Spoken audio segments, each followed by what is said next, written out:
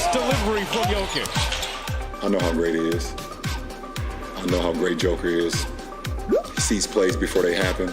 And even when you guard him, one of the best possessions that you think you guard him, he puts the ball behind his head, Larry Bird style, and shoots it 50 feet in the air, and it goes in. Falling away, puts it up.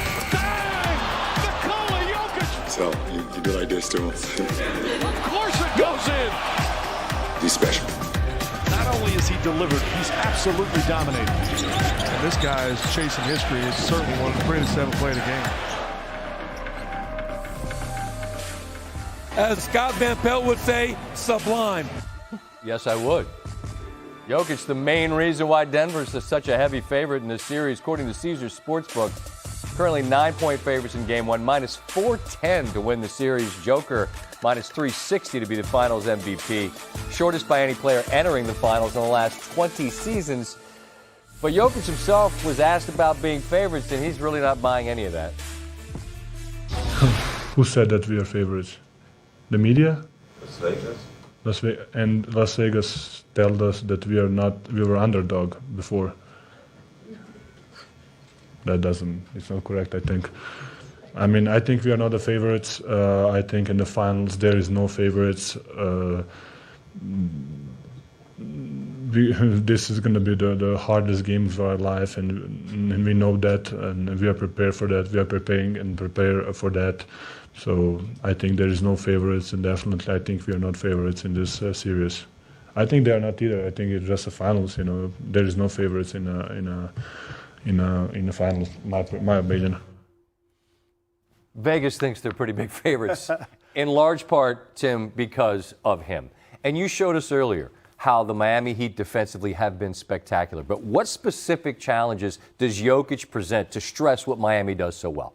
So he's unique in two ways. One, he will spend most of the game in the exact area of the floor that you're trying to keep the ball out of. And you can't deny him because he's too big, he's too strong, he holds guys off. 7-foot point guard. Correct. He's going to catch it. And then the second thing he does, he immediately is going to make a read that's going to pick you apart based on whatever coverage you have, even if you do it almost perfectly. You told me about, in watching the tape, volumes of tape, you feel like Jokic is what? Yeah, this isn't even prone to exaggeration. This is the most decisive basketball player I've ever seen. And basketball is based on a series of decisions, one after another, in rapid speed. Nobody makes them quicker or more correctly more often than Nikola Jokic. Everything he does has a purpose. Everything has a purpose. There's no wasted motion, no wasted decisions. The ball goes on to the next place that it's supposed to be, and he just has this incredible ability to have multiple options at his disposal because of his vision, his IQ, and then his passing ability. Here's a couple examples. First of all, it's just unique in that very few teams, have their center bring the ball up the court. Right. But they're going to go back to him. Everybody get up the floor, let Nikola come up and decide what we want to do. Now he gets this little brush screen, so now you get the switch right away. Here's what I'm talking about where he wants to operate. Now, this ball is in the air, and it's hard to tell a little bit from this, but can you see his head is already turned? Yeah, he's either going to Porter or Murray. He's already got his head turned. The ball hasn't hit the palm of his hand yet. And by the way, he also only has one dog up in the air. And that's important because if he puts two hands up on the ball, it's easier to jam up into his chest. He's got his left arm holding off the defender while the right arm cradles the basketball. And now he's looking at one very specific thing. He wants to know what Austin Reeves is about to do because you're going to get a duck in right here by Porter. So is Austin Reeves going to fight around on this side? That's fine. You want to do that? He's going to put it on a rope over here to the corner to Michael Porter.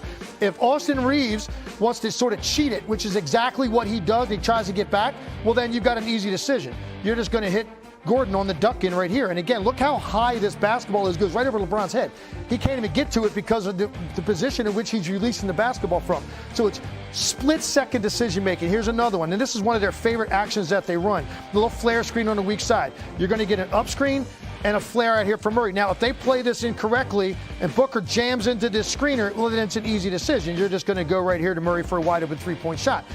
Jokic is watching all of this. They actually play this pretty well. They get to switch. Well, here's the next part he's going to look at. You got a dive right here by Porter. But he's letting go with the basketball, but I've watched 20 of these sets. If by any chance this backline defender wants to cheat, you want to cheat over that? That's fine. This ball is then going to be thrown on a rope to the opposite corner. Oh, and by the way, I also saw an example of this where both backline guys did what they're supposed to do.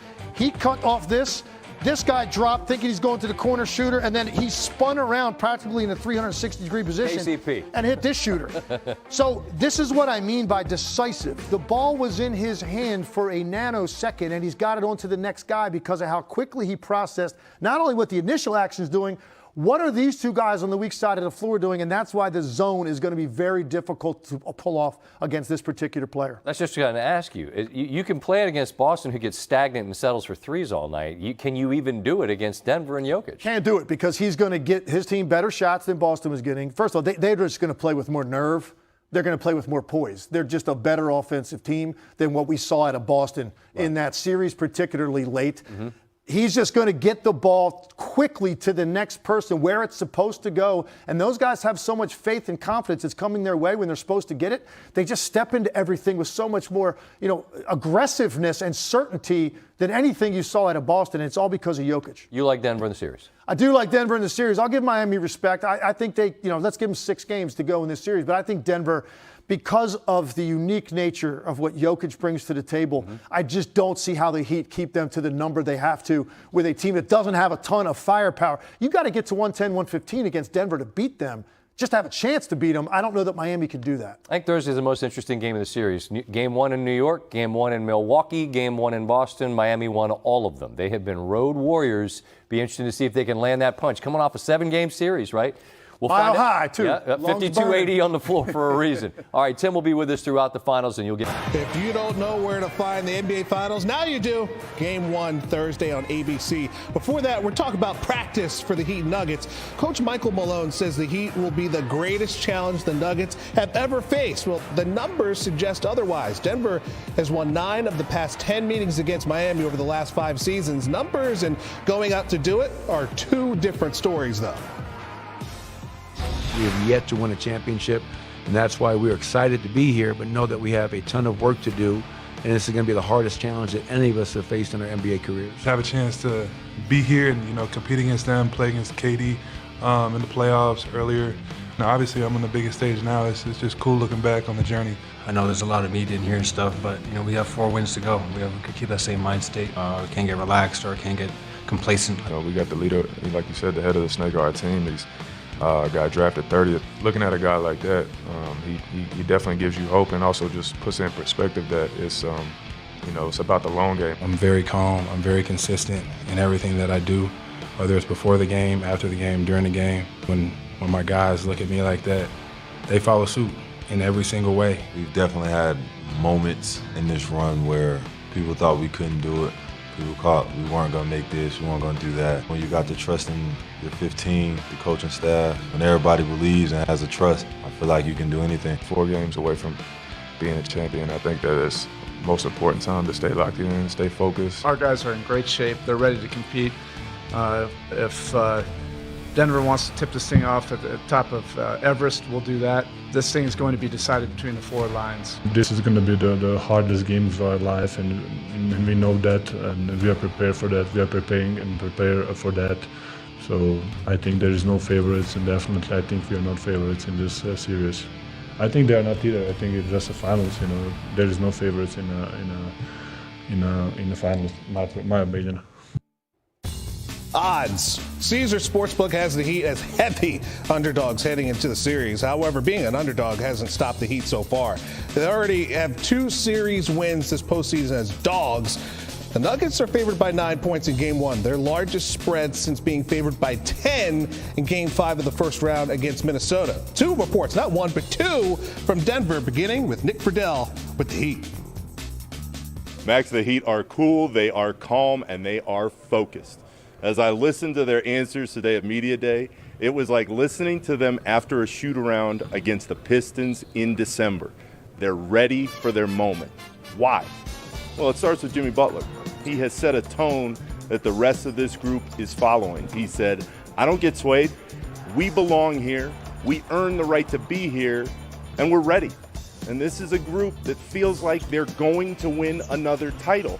They know that they have put in everything they need to get past Nikola Jokic and the Nuggets. Now with more on Denver, here's Om Yomasuk. Thanks, Nick. From the moment the Heat step off the bus and walk past a mural, to the starting lineup introductions, to whenever they're shooting free throws, they will see and hear about 5,280 feet. In addition to battling Nikola Jokic and Jamal Murray, the Heat have to fight the mile-high altitude in Denver. No active franchise in history has had more success at home compared to on the road than the Nuggets. Ask Eric Spoelstra about the altitude, though, and you will get Heat attitude. A defiant Spo said, if Denver wants to tip this thing off at the top of Everest, we'll do that. With the Nuggets at the NBA Finals, Om Youngmisuk, ESPN. Got some other NBA news. Pistons' long climb back to NBA relevance continues. They'll have a new head coach, Monty Williams. Got fired by Phoenix, as you know, but Detroit's in a far different place. Williams was the 2022 NBA Coach of the Year. The Pistons have missed the playoffs for 4 straight years. They won 17 games this past season. Yikes. 6-year deal, $78.5 million for him. Simple as this. Basically, with the Suns, they had a great record. They were a top 10 offense. In that time, the Pistons had the NBA's worst record over the last 4 seasons and had among the worst offenses. We'll see if Monty can provide the difference. On the way.